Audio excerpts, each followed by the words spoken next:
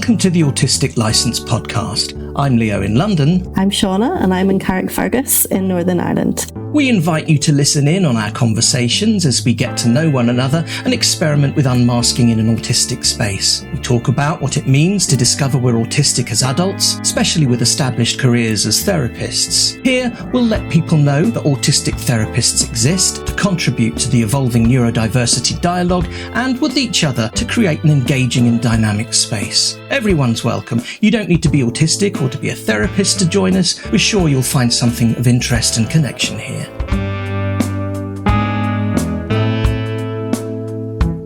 Let's just start, because I don't think this works for us to plan it in advance, and we can chop bits.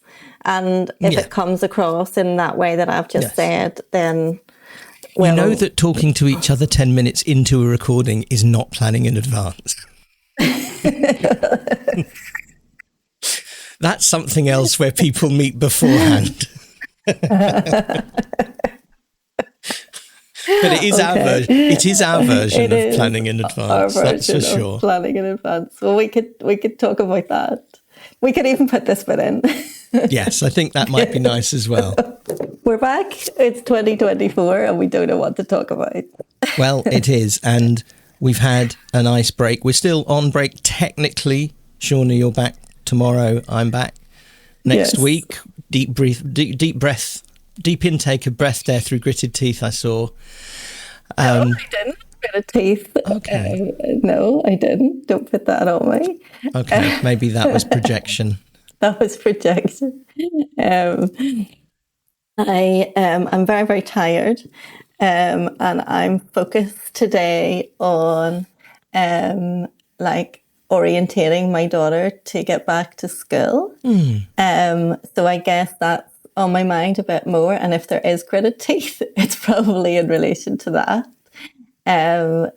So yeah, there's that it's more like gearing up for having to take all of that back on and kind of do the coordination about, getting her out to school on time and, making sure homeworks are done and dealing with all of the school stuff. And I know that I'm going back to an unsettled month with school because there's strikes happening with kind of support staff in school and transport staff, and there's kind of parent-teacher meetings and all sorts of things. So it's actually that probably that I'm apprehensive about, because I have to fit that in around my own schedule, my own work. Plus the people that I work with will be affected by those things. Is any of that disruption at school specific to the fact that she's autistic? In other words, is it some of the... No. Okay, it's just general that no, this is affecting it's just everybody. In Northern Ireland. There's so many people. I know that you've got strikes over there as well. I don't know if ours are more than yours. But we have, there's coordination over here. So nurses, teaching staff and transport staff are all walking out on the same days. I think there's one planned, but it might happen other days. But then there's also other days that are affected. And even if transport's not on, then that means that I need to take her in and out of school, and they stop at staggered times in the afternoon, so that there's not gridlock on the roads to pick up all the pupils at once. So all of that has to be factored into my working day. And then the people I work with who have children and are affected, then they will have to pick their children up at different times. So then they'll want changes. So it's actually that makes me more apprehensive. Yeah, and you're talking there, I think, or potentially we could be talking about how this kind of disruption has an effect on autistic life. In that things...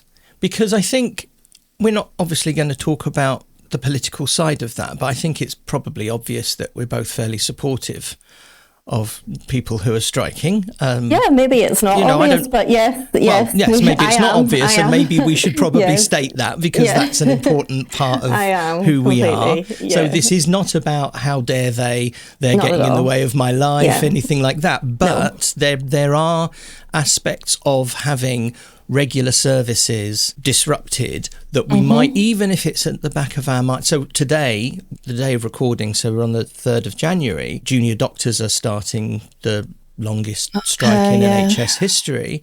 And again, absolutely supportive though I am, that's not going to directly impact me over this next period of time. Because you're better. We can tell everybody that you're better. That's true. I've had. Okay, actually, no, that's relevant, isn't it? So we can take a little update. We can take a little sidebar. It's only been a couple of days that you've been sure that you're better. No, it's true. I've had 2. No. Yesterday I would include as well. I've had 2 days of feeling good, not having my breathing or coughing, being a disruption as I recover from a COVID probably related bout of pneumonia over the last 2.5 months. So yes, it is 2.5 months. Well, it is, isn't it? It is. Yeah. October. When you first mentioned it, I did not sound very well. So that is, that's absolutely a huge relief anyway. But if you are, as most autistic people are, burdened, if that's the right word, by a flotilla of health problems that aren't necessarily directly related, but they often are, then having, for example, the background knowledge that there are health services available is a subconscious, mostly, comfort. And to know that that's being disrupted right now, and if something were to happen, I might not get urgent help that I might need, although one would hope that I would anyway. That's a little bit disconcerting, and maybe there is something that for our neurodivergent experience is dialed up a little bit in the background when things like that happen. And as you say, as an autistic parent of an autistic child, to have the services around that support both of you imminently disrupted, apart from just the practical stuff that you were just talking about how differently you have to think of things, that you have to have these different plan Bs and Cs. Yeah, I mean, we are very privileged in our house in that my daughter doesn't have additional health needs. I don't have additional health needs. We don't need those kind of services, and probably she's not disrupted that much. It's more me and me being autistic that is stressed by having to coordinate the transport, having to work out, okay, if there's a strike, is it better to have her in school but not be in classes? Because sometimes they can go into school and not be in classes, but that can be dysregulating, so it might be better for me to look after her at home and make sure her work gets done at home. So it's probably more about me. And then obviously I'm working primarily with autistic people who are also disrupted. That's right. So we're all working with each other. Now, my people I work with are wonderful. They know my situation as far as is appropriate for them to know my situation. So they know there's a young person involved. They know that will limit if I'm available for their appointments, and they'll know why, because we're in the same political context. But I think that it will probably come into the therapeutic process over the next month. And it's good to be aware of things like that. And it's probably something that I'll bring up right at the beginning, like, let's talk about this and how we're going to be affected by this month. So I think that's a stress for me going into it. I want to see my clients. I hear myself say clients, and every time I go, my people, but I say both. I can say both. I want to see them. I want to know how they are. So I'm really not, that side of things is not stressing me at all. The coordination stresses me, and the admin stresses me. So my tax return is not done, and HMRC are emailing and texting as they do with these, do you need help with your tax return emails, which is not really very nice because I'm fully aware that it needs to be done. And I have all the information. It's just a case of setting up a time and sitting down and doing it. things like that feel like a bit of a burden, because I like to see where things fit in my diary, and at the minute I haven't put them into the 2024 diary yet, so they're just in a list form, but they actually need to have their little slots of where what's going to get done in, and then it'll feel better.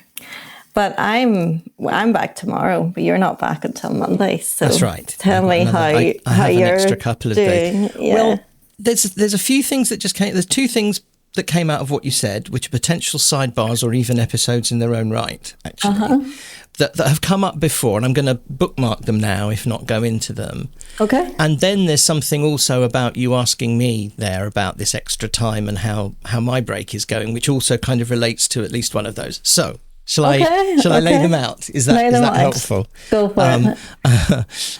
And just to the listener, if you can hear background noise at my end this week, it's that it's stuffy in my office, and I've got the window open, which is really lovely, and there's lovely cool fresh air, but I can hear planes going over and stuff. So that's what that is.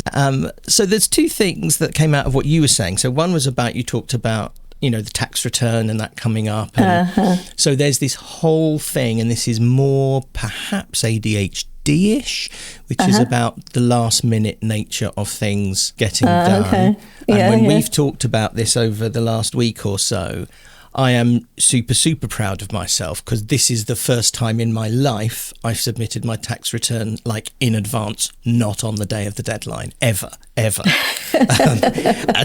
so that isn't, that may come across as smug, but that's just because I am. And it's an achievement. It's an achievement really to do is. it before January. It really is. At least Never before January. happened. Yeah. And there's no need either. There isn't actually no actual practical need to do that, other than I'm experiencing for the first time what it feels like to have completed something in advance in that way with such a hard deadline.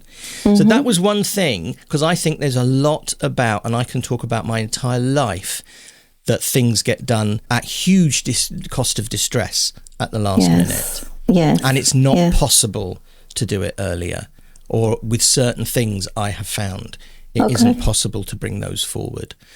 And I'm thinking obviously about academic stuff like school and training and writing essays, that kind of thing, which I know a lot of people absolutely struggle with. But in my case, every piece of written work in my therapy training was done at between 8 p.m. and midnight, with the midnight online submission deadline.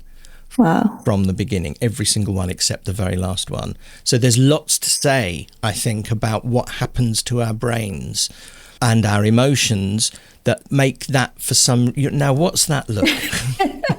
Because you said our brains. Okay. And I was going, no, not you and brain. me, our brains. I meant that. Okay. I'm talking to lots of people here, and many of them, I'm guessing, will relate to some of what I'm saying, at least. Okay. So there is that thing that it's always at huge cost for me. Okay, I am going to speak purely from me. It is at huge emotional cost when the pressure of those deadlines loom, and I just cannot get going. And then when I do, it's so easy, and then I, of course, will kick myself. Why did I spend just 4 hours on that when I had 3 months or whatever? And that usually was the kind of ratio.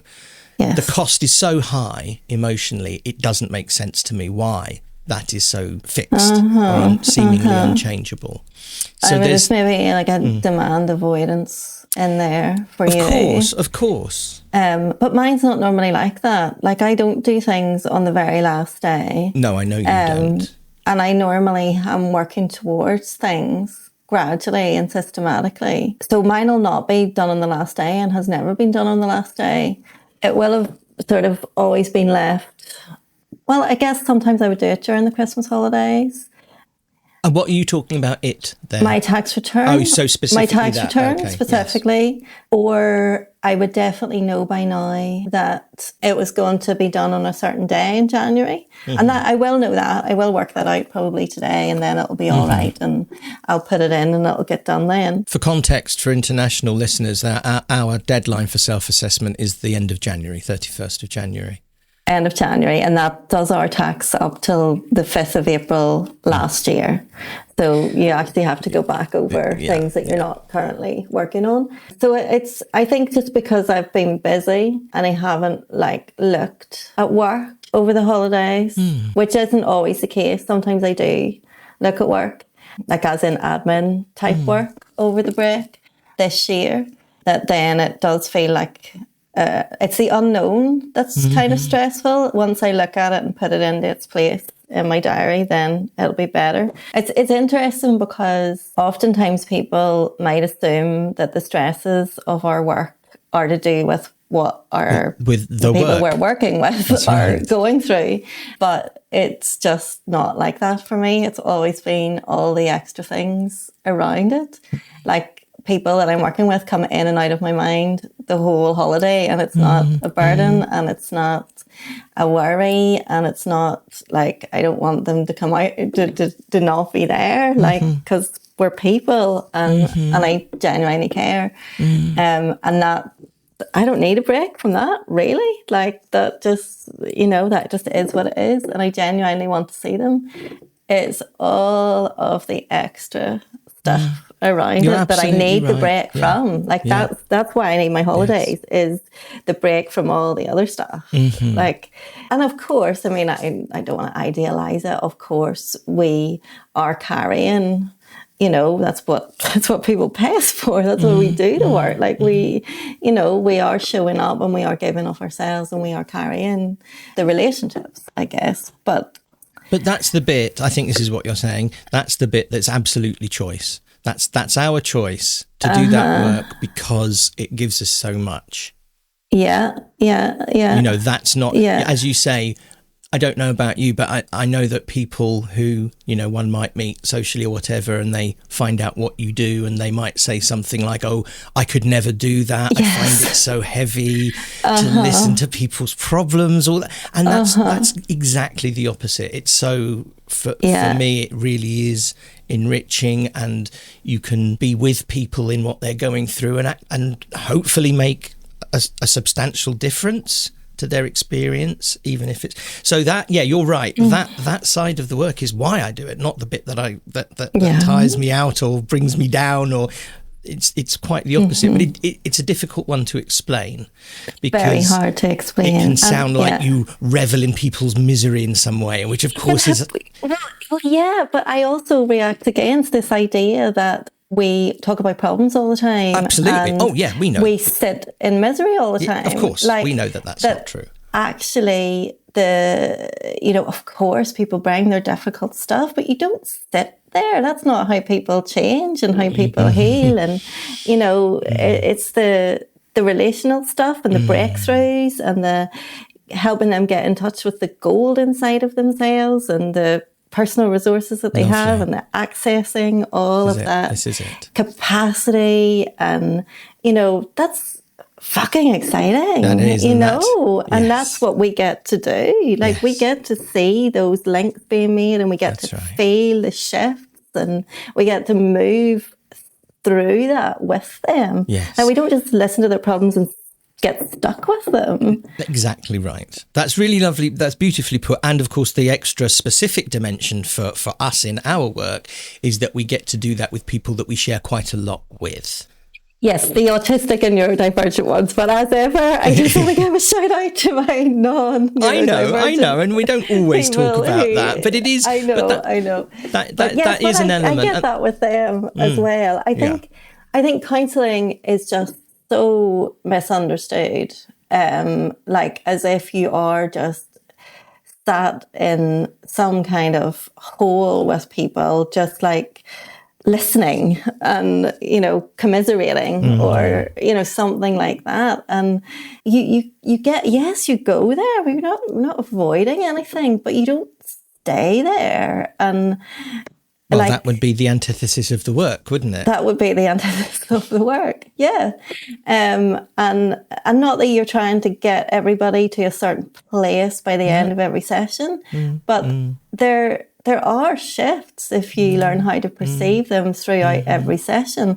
I kind of go, like, why would anybody pay us if there weren't? You know, like they got to get that, and the human connection and the sense of accompaniment and, you know, care and love and connection. Absolutely. Like, all of that is there. And, you know, it's an amazing thing to get to do. Yes. I'm glad you mentioned love there, because that's quite a theme, I think, particularly over the last 6 months or so, really thinking about how we and our clients experience each other and all the different flavours and types and categories of love that there is, because that's also working relationally. That's so important. Yeah. And I think, again, there's probably a lot very specifically to say about that. What I'm really enjoying right now with you is that we have started, without trying as usual, to talk about specific aspects of our experience of our work. Yeah. And that really is such a focus for me. I just wanted to sidestep for a moment just to park those other things, because that they're mentioned and that we don't have to think about them again, but and I've made notes anyway, so there was the last minute stuff and what that means and why that happens, and then you mentioned also about saying clients sometimes, and I keep coming back to this because it really is a particular interest of mine, is what we call things and what people call us. I love thinking about that, and there are a lot of assumptions about what's the positive and the negative aspects of some of those names. Yes. So just to give the practical example that's always in my mind, when I was training, it was kind of, most people in that world would say clients about the people we work with. They certainly wouldn't say patients, because the idea was that patients is pathologizing and it's clinical and it's hierarchical. However, from my very first patient, client, person, people that I ever worked with, I've asked everybody at the end of the work what words they use, what words they use. Everybody, you've asked everybody. Everybody. And I'm sure there's one or two that it didn't occur to me or something else happened, but yes. And I've been really surprised that just between those two most popular, if you like, words, clients and patients, it's kind of 50-50 what the preference is, which really surprised me. And the thought seems to be that some people need to feel properly cared for, and that the fact that it might be clinical or pathological is comforting, at least at the beginning, that they feel they're being taken seriously, and that is a word that they think of as themselves. So that's an example. Okay, two things. Okay. First thing, we've had this conversation before. Not on air. Yeah, we have. No, not with that. No, did we? It is. Okay. It's in. Right. I know so I'll we've cut had it this out. conversation That's no before. problem. All no, right. hang on. So that's in one of the earlier episodes. However, it can illustrate how we can kind of come back to something and then build on it, because now when I'm hearing you say that again, okay, I see what you're doing. There's no dig intended there. No, I see what you're doing. It again, then it brings up for me the connotations of patient. So for some people, being in hospital and being a patient or being a doctor's patient or whatever brings comfort and care that you're alluding to. For other people, it brings up something very different. Absolutely. And because one of the recordings that we did, that we never put out, was whenever we were talking about experiences of healthcare and very, very, very different connotations of hospitals and experiences in hospitals. Yes. So what that reminds me of that, and then it makes me think that probably affects what people want to be called. And maybe it also affects what the people who like client and don't like client.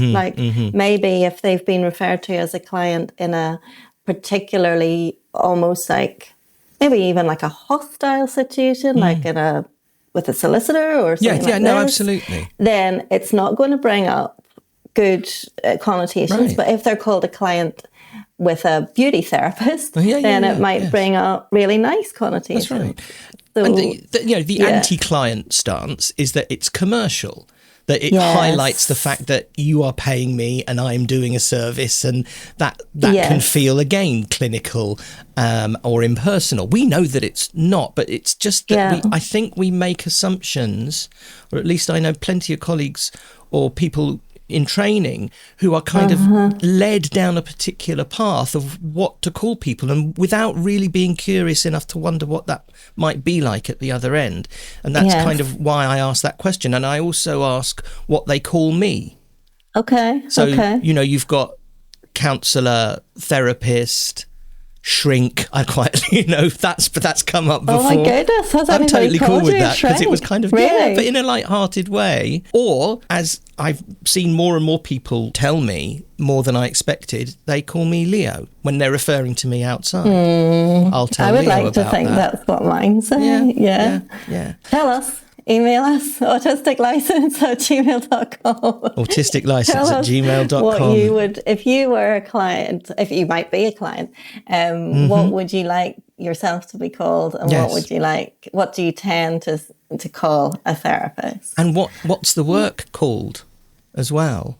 I think most people just they don't know what my training is. Specifically, I am their, usually therapist is the word I think that's most common. Yeah. I imagine. And so, what's the work? There's lots of choices here, and it is interesting, not just about what words are used, but what the impact is. Yes. I think that's why I avoid counselling, because counselling has connotations for me of like advising or like chivying somebody along or like something like that. It doesn't, whereas therapy just feels more, I don't know, like what it is, like, because it's therapeutic, and therapy can be all sorts of things, just anything that feels like it's healing, but not anybody doing anything to anybody else. And counselling has always felt to me like there's an implication of advice giving. Yeah, advice, or moving someone on, or giving wise counsel, exactly. Which is like, but it'd be interesting to see what people use. And if somebody wants to call me a counsellor, they can. That's okay. Yeah. I've cut my thumb. How have you cut your thumb? Today? You're squeamish, aren't you? So tell me what, you don't have to show me. Tell me what you did. Just a little bit of skin. Oh, right. Okay. And is it bleeding? Yeah, you shouldn't have shown me that. I didn't have permission to show me that. I'm sorry. I thought that's what you asked. No, I said you can tell me. I should have said yes or no. Okay. And you should have said yes. Lesson learned. Beg your pardon. Sorry.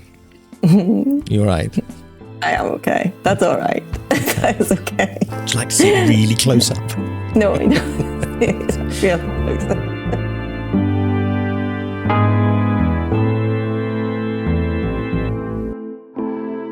And so those were the two things, naming things and last minute things that came up in conversation that I think there's a lot to say about, potentially. And more importantly, to keep coming back, let's see how many times we can say the email address in this episode, because I really, really want to know about the people that we're talking to and what their versions of these things are. Yes. And you know what? We just really want to know who we're talking to, because we had this milestone on New Year's Day. Where Podbean recognised that we had got 1,000. However, we knew the night before that we had got 1,000. You willed it. Because we were looking at the stats. Because it was so exciting to get it really close was, actually. to 1,000. But, 1,000 listens for 8 episodes is like quite a lot, and way, way, way, way, way more than I would have ever imagined. That's right. And I want to know who you all are. Yes. I want to know who you are. So what the other thing that we've done is, so whenever we started, Leo set up all of these socials. And I am only a Facebook person. Like, I don't use any of the other things because I'm very clearly, as my daughter would say, a Gen X Facebook mum. So that's what I use. I'm the right age, I'm the right demographic. And I don't even really use it, but I can use Facebook. So anyway, Leo set up all sorts of socials and I didn't really want to be involved in any shape or form. Yeah. And then I decided that actually I would quite like to operate the Facebook one because I would like to start sharing articles that interest me or even memes. And I would like to encourage like comments and interactions in that space.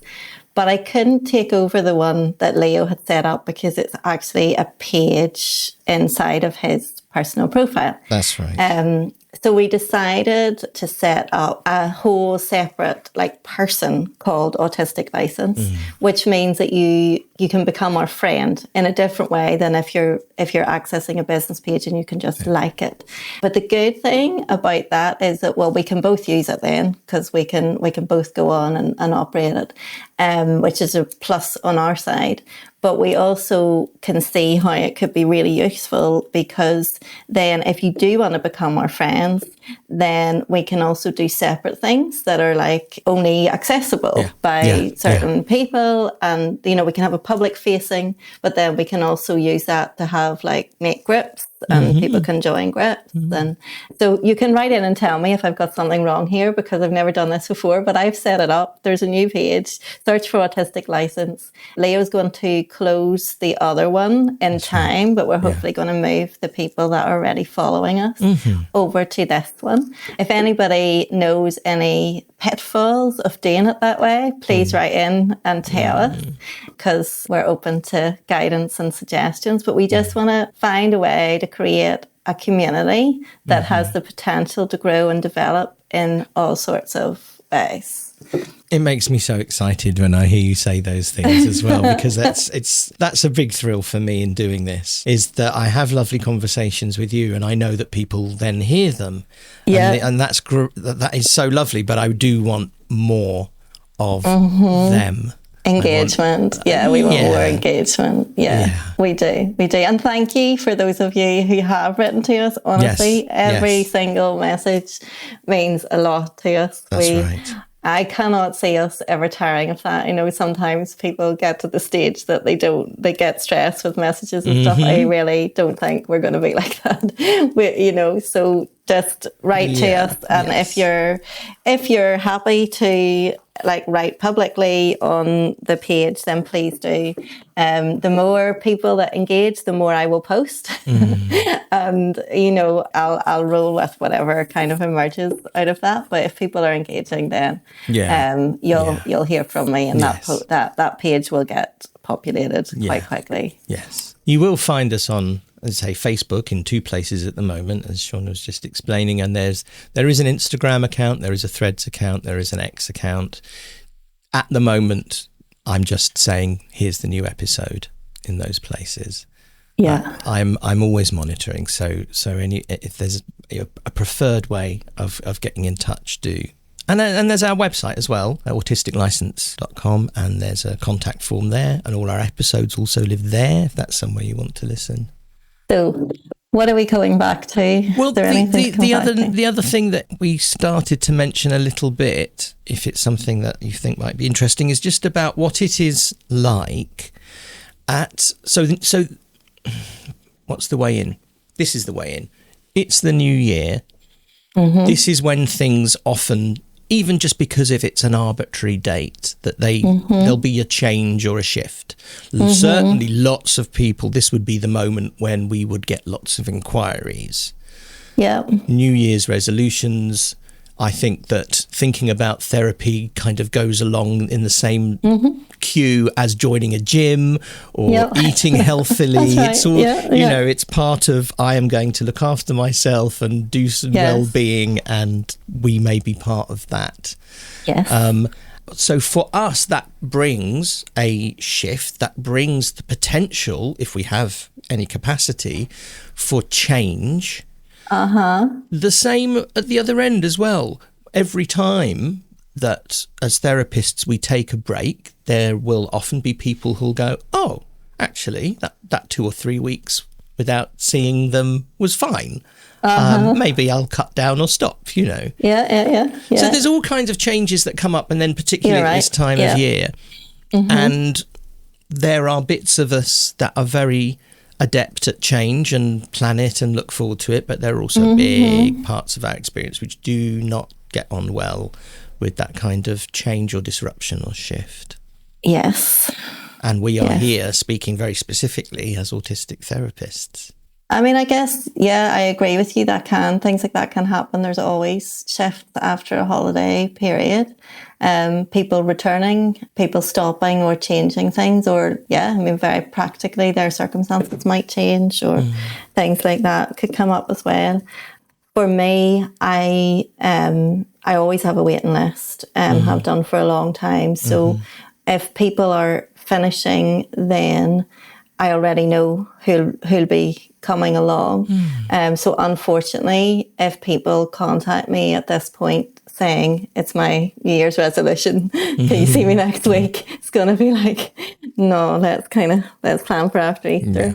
I think that actually the way that is as an autistic person is much more in tune with me anyway, because I would find it very difficult to not have the transition period. Like the people, if I start with new people in January, and actually I start with like one person a month, like that's just what my caseload is like. You know, people usually stay a long time.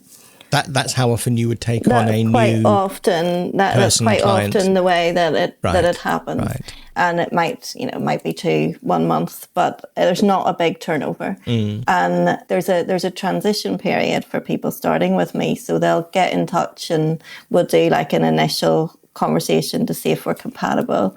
And then we'll talk about wait time and things like that. And then there might be some connection in between. If, I check in, if it's been several months, are you still okay? You still waiting?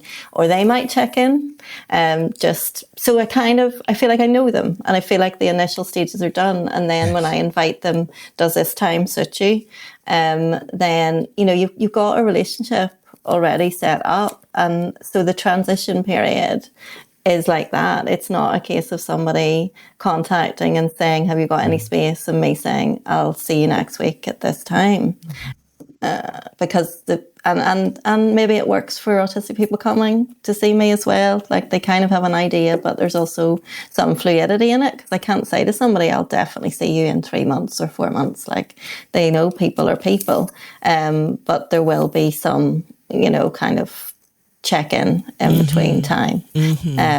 And like some kind of like we are in some sort of relationship, even if it's not a therapy relationship in advance.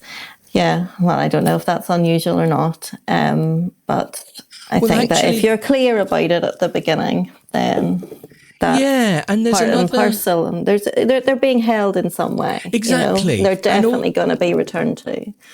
That kind of joining process, if you want to call it that, is also different in pace. In both directions, actually. I think I definitely find this, that somebody who, say, is coming to see one of us because they are thinking about neurodivergence and they want to talk to somebody who has that lived experience, but there might be an inquiry and then they'll get a response, but then there might be another long period of processing and reflection and then another tentative step forward. Absolutely. And that really matches us, actually, doesn't it? I don't know if you find that. Yeah. And it reminded, that was actually quite a comfort a couple of years ago. It was exactly 2 years ago that I started my own steps into assessment with a psychologist, and my process was largely by email for a while, and so there were exercises and some questionnaires and bits of information to go backwards and forwards. And I started out thinking, this is terrible. He sent me this quite simple task 6 weeks ago, and I haven't done it yet. But then I quickly came to realise, reflecting on my own practice, that actually, no, of course, he's used to this. This is the pace of joining these two kinds of people together. Oh, so true. Yes. Yeah, absolutely. And people, like I'll put people into my waiting time. If they end up going ahead with wanting to wait, they'll go in at the point of first contact, not at the point that they actually said yes. Okay. I see. So that like the ones that need to do 6 emails before they'll even do an initial conversation, they don't get discriminated against by ones that might say, yeah, let's plan that straight away. Right. It does end up that you kind of end up working with people who are a really good match rather than just who comes through your door the quickest. That's it. And it just happens organically. Like some people will just be like, I'm looking for a therapist. How soon can you see me? And you give them one answer to that and they disappear and never contact you again. And it's the ones that actually develop a relationship around that. And then I'll give them suggestions of other people if they want to be seen straight away, or they want to be seen sooner, or they're not sure about the type of therapy, and they might go away and research all of that, and they may or may not come back. But I think that there's something around being really, really curious and slowed down about that whole process that means that you end up with the people who really want to work with you and are really right for working with you because they get a sense of you in advance rather than, some kind of really efficient, they might think that that's really what they're looking for, somebody to say, yeah, I'll see you next Wednesday at, 3:00. But actually some people aren't looking for that, even though that might seem like the ideal to a lot of people. Yeah, I don't know if any of this is of interest whatsoever. But I saw you. You really warmed and brightened up at that mention, and I got it back as well on myself, mentioning that the thing about pace, the thing about that slow coming together that I think we often experience. So that clearly, I guess, just from our own reaction to this conversation, feels like there's some great recognition and comfort in understanding that that's how that works. Totally. And I'm just thinking, like I told you that I'm doing some short-term work with a therapist who I had to wait for like 9 months to see him, but I selected him really, really carefully. And I know he only does short-term work at this point in his life, but it was like, I didn't care. Like I was like, I want to work with you, and I know that these are the boundaries, and it really doesn't matter how long, just tell me when. And I think there's something in my psyche that was building up to that, but not in a really hyper, like I'm going to prepare. I didn't prepare at all, like, because you just turn up. But the work has been amazing. And I've only done 4 out of like 6. He only does 6 sessions and, can get right in it stuff, as I said to you. But like, there was just nothing in me that was like, oh, you can't tell me when you can see me, but it could be like ages. I didn't react to that. I was just like, oh, okay, that's all right, as long as I'm on your list. And he checked back in a similar way to what I would do, like, you still want to wait? And I think he said sorry a couple of times, and I didn't even I didn't need to be told sorry that it was taking such and such a length of time, because I know what happens in caseloads. It would almost be more unsettling for me for somebody to say, yeah, of course I'll take you on. Come next, like, it just, I don't think that would work for me as an autistic person. There is something lovely about the pace, and it goes with that same thing again about what the expectations are of people, going back to the theme of work and productivity. That, we're measured in that. It's the same kind of thing, it feels like. Totally is. Well done. Thank you. Very kind. High praise indeed. Okay. That was lovely. That, as you say, there's something about what you do there, which is really beautiful, to address that imbalance of somebody who might charge in really quickly and be enthusiastic and ready to go, and somebody who, so that you measure from first point of contact. That's you are leveling out something that's inherently unfair otherwise. Yes. And that feels like that same thing, that we're measured at work by productivity, not by effort. Yeah. And I think that's really cool. I know I said well done, but I actually think it's really profound because you're bringing in like all these other factors to that. And also that this is not a service like other services where you just go like, I want this done and I'm going to pay for it. Like, it's just not. You're asking somebody to have a relationship with you. It should be very much like, well, let's slow this down and work out if we're compatible and if it's a good, what's the time frame of it?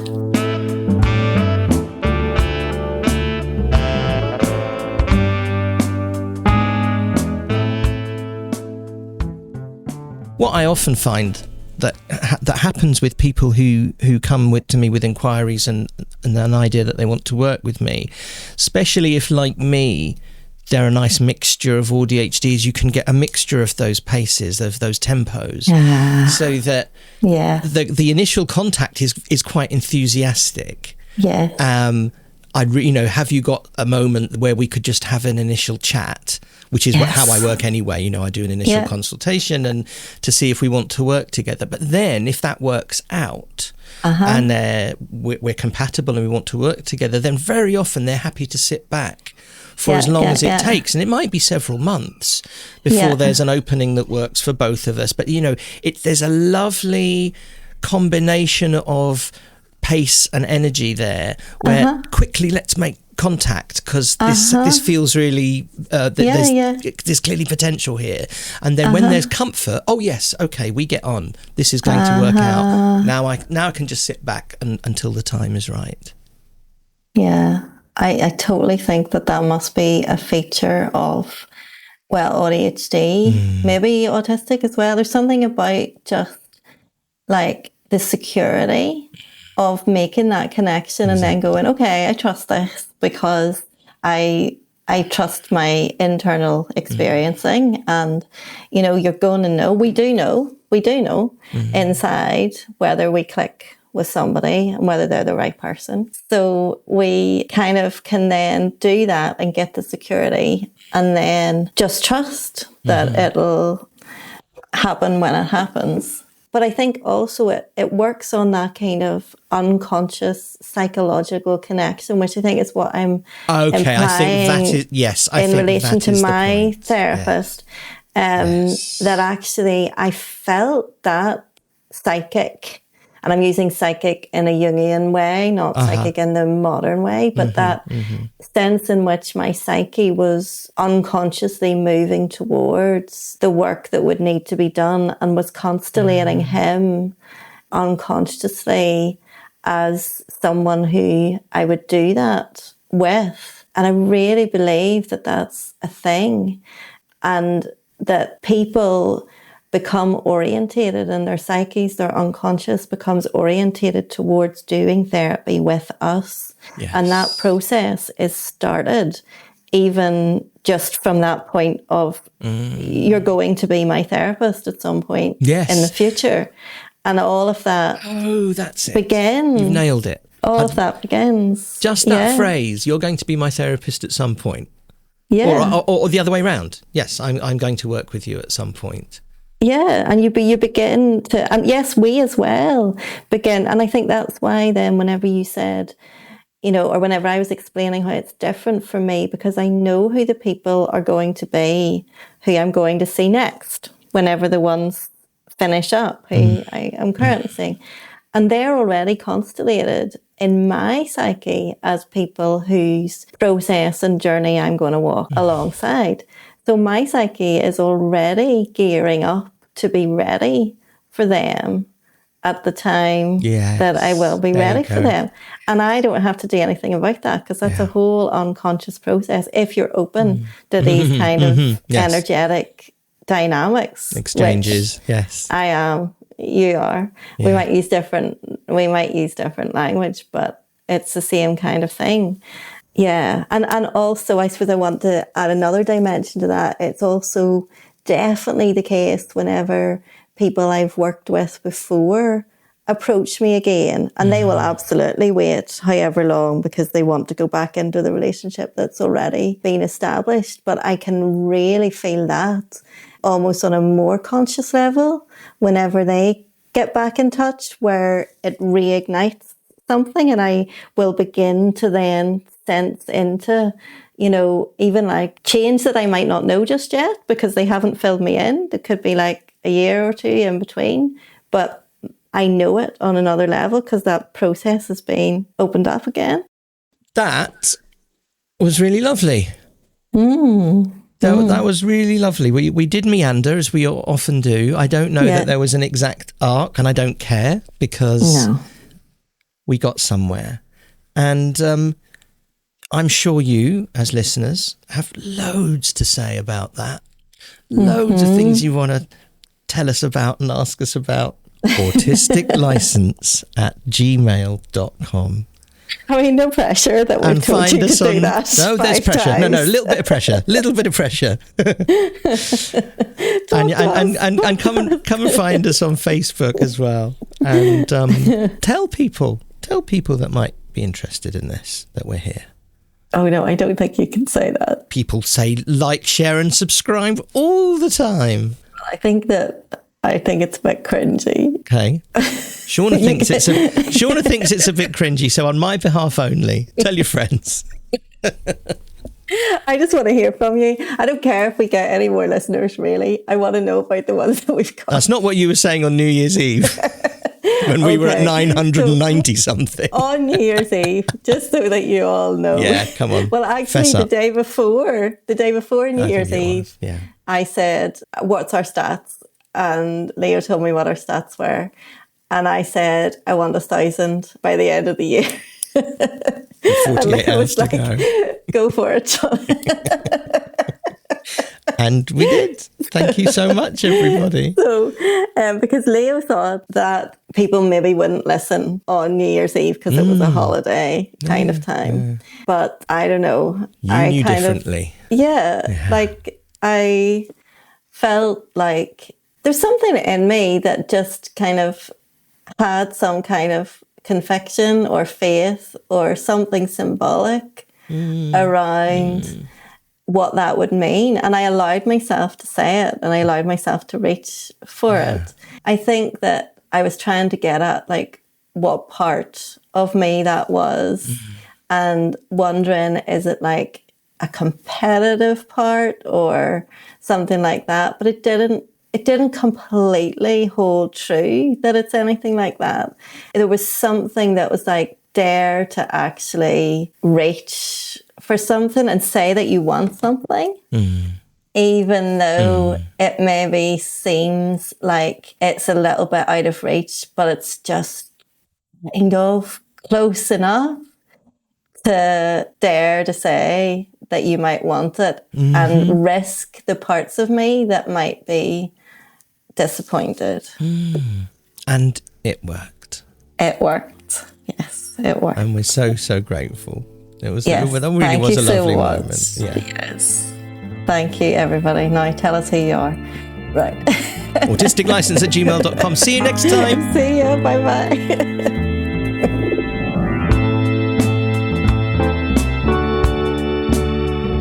Thank you for listening to the Autistic License podcast. We're very open to feedback and suggestions for future topics.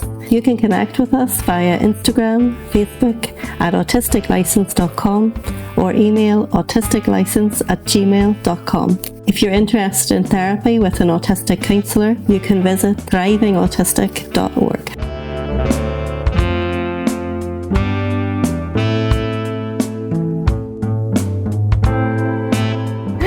Yeah, that can be nice. We'll chop out this little bit, but put in the bit where, that's not actually planning enough. Or it could go at the end. Okay. I quite like that.